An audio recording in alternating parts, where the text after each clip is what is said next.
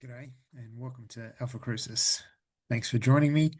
My name is Garrick Everett and I've made this video for new students so you can be aware of a number of things which I think are important for you to know as you journey towards becoming a teacher. God bless you in your decision. So let's get into it. Just going to move my picture down and up to whoops, move it up here and we'll be off. So this is for a Bachelor of Education. There's three levels: primary and early childhood, primary and secondary. So I want to go through a few things. I want to go through student-teacher commitment, the progression, the calendar, major and minor just for secondary students or secondary teachers, professional experience, land type, and just some words of wisdom that I've learned from experience. So your student-teacher commitment. If you want to be a teacher, you need to be a lifetime learner. You can't just think, oh, I'll teach and nothing, I don't need to do anything.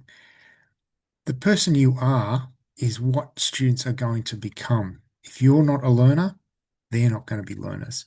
So in your teaching, you should be constantly learning something. Now, ideally, it's on your topic. If you're a history teacher, you should be learning some history. If you're a maths teacher, you should be learning some maths. But it really doesn't matter as long as you are in the mode of learning things, because then you can relate to students learning new things because you're learning new things. So that's a very important thing that you need to commit to as a teacher, as you become a teacher. Be a lifetime learner. If you want to get through this degree, you need to be organised. There's no substitute. You have to get organised and you have to do it yourself. You can't rely on other people to organise you because as the teacher, when you become a teacher, you have to be organised yourself because you are now organising 20 to 30 other lives, as well as probably organising some parents. But you need to be an organised person. So you can't rely on other people to be telling you what to do and say, oh, what should I do now? You need to be the organised person. You need to be proactive. If something's not happening, if your computer's not working, if an assessment doesn't appear, if something's not working right, you don't just sit there and go, gee, eventually someone will tell me what to do. No, you need to be proactive. You need to take the action. The same will occur in the classroom. You can't just sit back and go, okay, students, off you go and learn. That's not going to happen.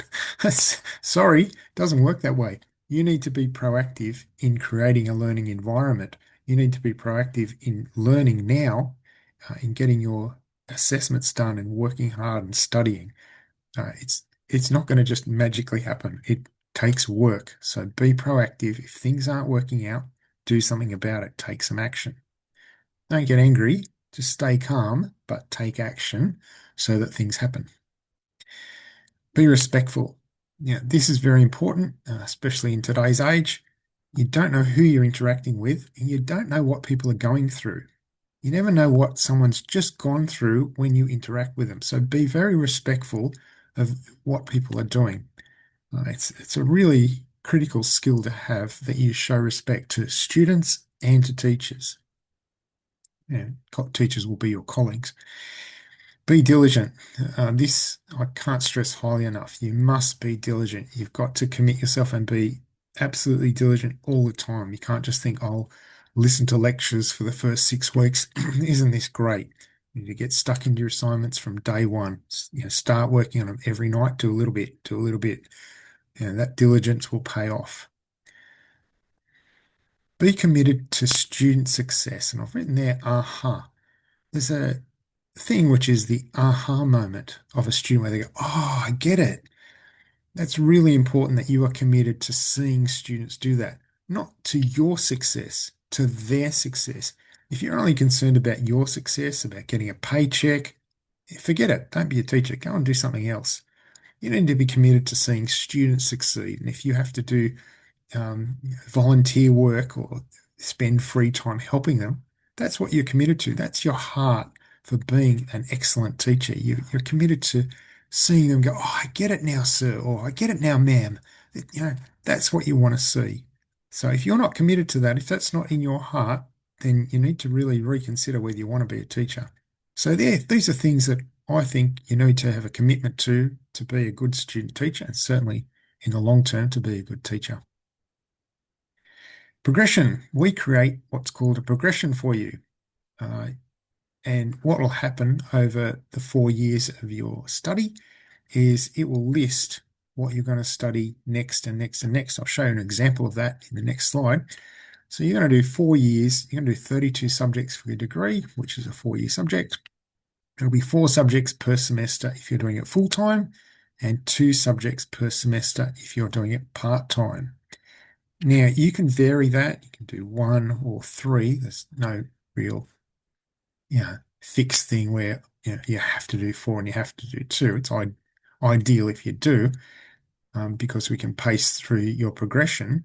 If you're changing your progression, your degree may get extended because things happen in certain semesters. So if a subject is running in semester 1 and you don't do that subject because you've changed to, let's say, 3 subjects and you miss out on that one, you might have to do that in the further 6 months beyond the end of your degree. So your degree might take 4 years and 6 months. So just be aware when you're changing your progression because of life circumstances, that may happen. There's no point in getting angry about it. If subjects are only running in semester 1 or semester 2, that's how it goes. If things don't go right, so life gets in the way, you can appeal for an extension. So you just go on the website and you can apply for an extension.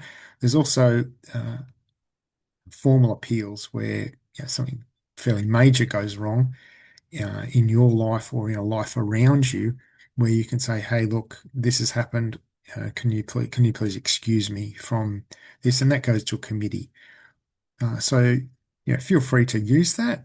Don't overuse it, but it is there to support you. It is there to support you. This is roughly what a progression will look like. It will list a subject, and here, for example, this is primary and early childhood. It would list the first 4 things you're doing. So faith and purpose, introduction to academic writing and research, foundations of Christian education, and introduction to learning theory. They are common amongst all courses that you'll do those for, and then it starts to split up. So the next 4 for primary and early childhood, you can see there, wellbeing and care, brain development from the 21st century perspective, foundational mathematics and numeracy, and childhood development. If we flick to the next one, you'll notice, oh, look, it's really, really similar, because it is. So in primary and early childhood, it's similar. The other thing you might notice, if I'll go back to that one, is here we're starting semester 2. We go down here and look at this bottom section down here.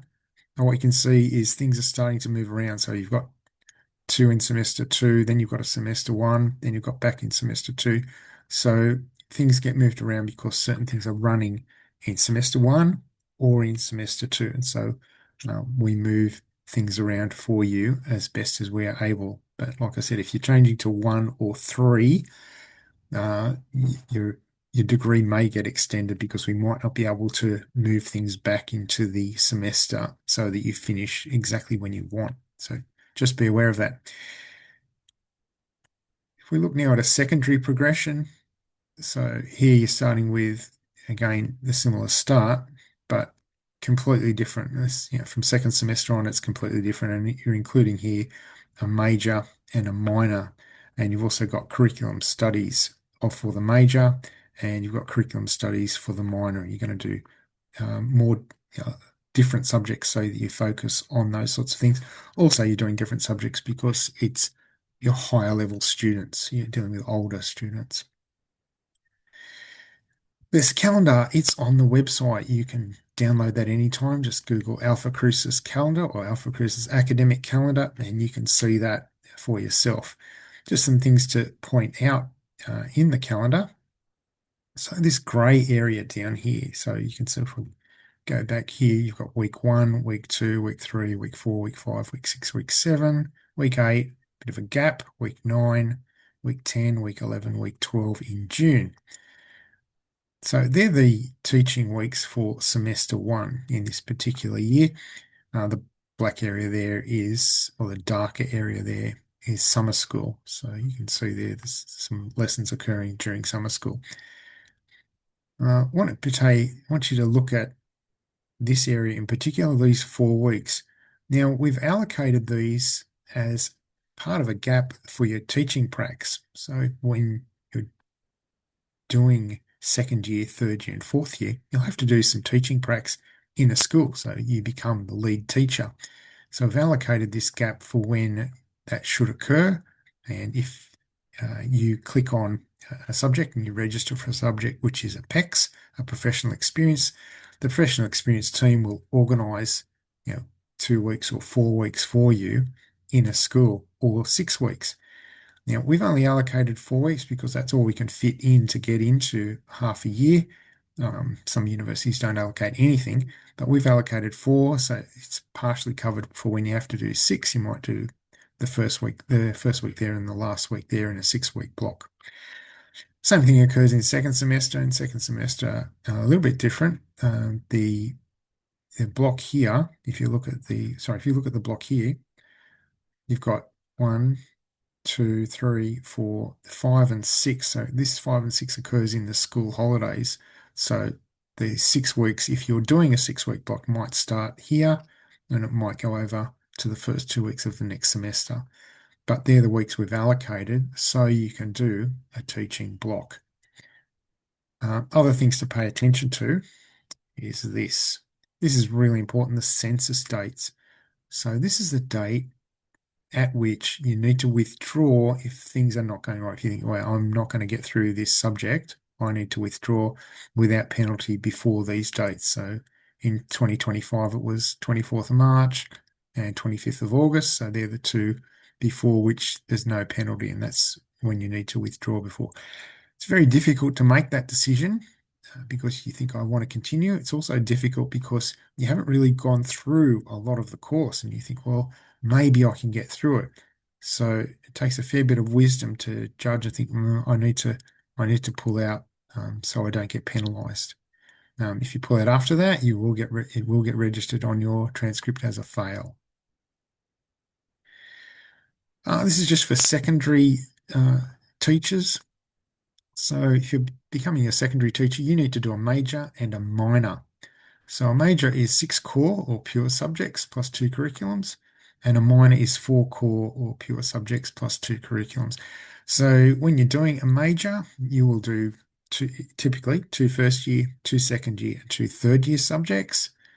And if you're doing a minor, you'll typically do 2 first year and 2 second year subjects in that pure area. So English, you might do 2 first year, 2 second year, 2 third year of English, or mathematics or science or whatever it is.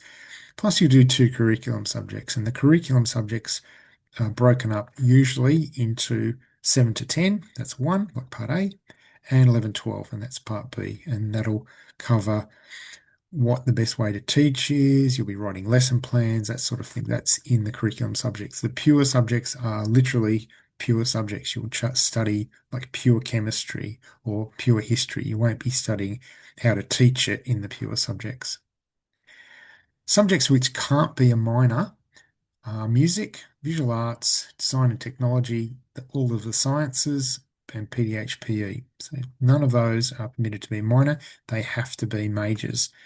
There is one exception, which is maths, physics can be a double minor. It's a very strange one, but it was written in there by NESA, and I think mainly to cover engineering people. So if you're an engineer and you wanted to become a teacher and you had 4 mathematics subjects in your degree and 4 physics subjects, they could be counted towards you becoming a teacher. So I'm pretty sure that's why that double minor was included there, to allow engineering people who'd become engineers to come back and then be teachers.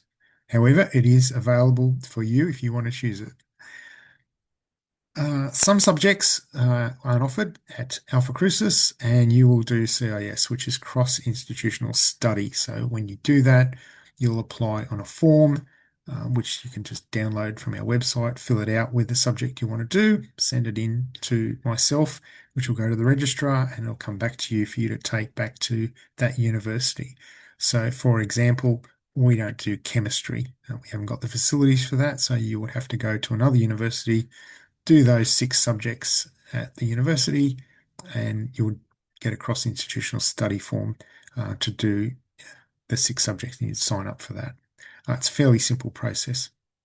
Make sure you plan ahead. If you're doing that, don't think you can leave it till the last minute, because other universities like us have closing dates for entering a subject. Professional experience. So to become a teacher in Australia, you need to do 80 days as the lead teacher, and that's needed for registration. You can't get away with that. They check it to make sure you've done your 80 days. If you haven't done it, they say, go back and do some more days. Now, those 80 days need to be registered from a university. You can't just do 80 random days and think, oh, I've done 80 days as a teacher and I'm covered. It doesn't work that way. The 80 days, according to our regulations, must be under university supervision. In other words, we must know, or our university or another university must know, that's a particular day that you will be teaching and supervised, and we might be sending a representative from the university to watch you teach on one of those days. If you're doing primary and early childhood, you'll do 2 professional experience at an early learning childcare centre. It really doesn't matter which one. And then you'll do 2 PECs at a primary school. One should be a state school and one should be a private school. If you're doing a Bachelor of Education in primary, you will do 4 PECs at primary schools, and what we recommend is the last 2 pracs, so your major pracs, which are the last 2, one's at a state school and one's at a private school, and that is looked for by registering authorities. They want to know that the student has attended 2 completely different schools. Same when you're doing high school. If you're doing a secondary degree, you're doing 4 PECs at high schools, and again, your last 2 major pracs, one should be at a state school and one's at a private school. We've got a PECs team. They'll organise that for you, so don't panic and go, oh no, I've got to organise that myself. If you happen to know or are connected to a school, then you can let the PECs team know, or they might already know. Most times they're pretty aware of what students are doing, and so they might just communicate with a school you might be already working there as a teacher's aide, or even if you're helping out voluntarily. Land type. So you probably did, if you did Australian schooling, you probably did a NAPLAN test, and you did mathematics and English tests for 45 minutes each. Well, there's a big person's NAPLAN test for teachers, and it's called Landite. Some politician decided, hey, here's a great idea. Let's charge money and test teachers. So there's 4 windows per year, and there's a cost each time. It's several $100s per test that you have to pay. So if you don't pass, you've got to pay the money every single time you do it until you pass it. New students, if you're registering, which hopefully you're a new student now, you need to register in the next upcoming window. So you go to the Landtight website, register your name, and all your details, and Alpha Crucis University, and then you go to a place. You'll physically go to a place. You can't do it online. They want to know that you're a human being. You're sitting down. They'll say, send you a text or send you an email and say, go to this place at this time, sit down and do a 2-hour test, not a 45-minute test. Go and do this 45 maths test, 45-minute, that's 2-hour maths test. And then they'll send you another one and say, go to this room at this time and do another 2-hour English test. And you'll sit down, sit at a computer and answer all those questions under supervision. There are practice papers available, so if your brain is not in the mode of doing that sort of test, you can go on to Moodle on Alpha Crucis and you can watch me, do 10 of each questions, and you can, I'm talking through how I would think if I was doing some of those questions. And if that's not enough, you can download papers. If you just Google Landtight practice papers, there are plenty of practice papers on multiple university websites that you can get, where you can get practice papers. There's also the Landtight site where you can practice as well. Just a note, you cannot do your final prac unless you've passed both tests. So if you struggle through either mathematics or English, you cannot do, we will not let you do your final prac. In other words, you can't finish your degree, which means you can't get registered as a teacher. So that will just be kept on hold until you pass your Landtight test, and you will keep going back and back and back until you pass your Landtight tests, and then you can do your final prac. And obviously that will extend your degree until you pass that test. So that is a rule you need to be aware of. So I would, if you're not strong in mathematics or you're not strong in your English, you need to, I would suggest get a tutor and put some effort into making that happen. Just some words of wisdom from experience, which I've either lived through or seen. Be on the lookout to help. Volunteering's uh, a great attitude to have, and you should be. For example, you go into the staff room and someone's struggling. They've come in from lunch. You're sitting there as a prac teacher, and they're like, "Oh, I've got all this work to do, and I've got to." It's okay to tap them out once. Don't exhaust yourself and do it every single time, but you might want to tap them out and say, "Look, I'll cover your duty. You go and do your marking. It's okay." That's a really good way to build culture, to build a caring culture, and your reputation will become known. You don't have to speak of yourself. It'll become known, oh, that person, they're willing to help out and support our culture. That's a really good thing. This will happen to you. This happens to everyone. Okay, what's going to happen is this. At some point in your career, it may have already happened if you've done some practice work in a school, but this will happen at some point. Your deputy principal or your head of school will come to you and go, "Hey, I need you to cover a certain person because they've gone home early. Uh, I need you to cover them for period 3." And let's suppose you're in secondary. I need you to cover period 3 and it's year 8 geography. So you're like, right, same could happen for year 5 geography. I'm just making that up. So you go, yeah, no problem. You go and do your duty at recess. You come back to the person's desk, and there's nothing on the desk. There's no lessons. You go online, you check the page where it says Year 5 Geography or Year 8 Geography, and there's nothing there. And you're like, oh my goodness. So you got two choices. One is to panic. Don't do that. Two is, or three choices actually. Two is if there's someone around, ask them and say, hey, have you seen this person's work? Is there anything left for them? That's great. That'll get you out of trouble. If no one's around, if everyone's gone to class and you think, oh, what do I do now? Go to class, line the students up, say, good morning, God bless you. Walk in, stand behind your chairs, everyone sit down, and then just call the student to your desk. You come here, Michael, whoever, Michelle, come here. Can you show me what you did last week? What your last thing you did in geography?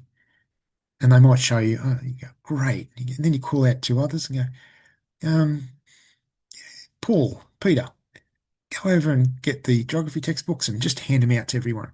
Everyone turn to page 72. It won't really matter here if you've accidentally taught about geography in Japan when you should have been teaching geography in Mexico.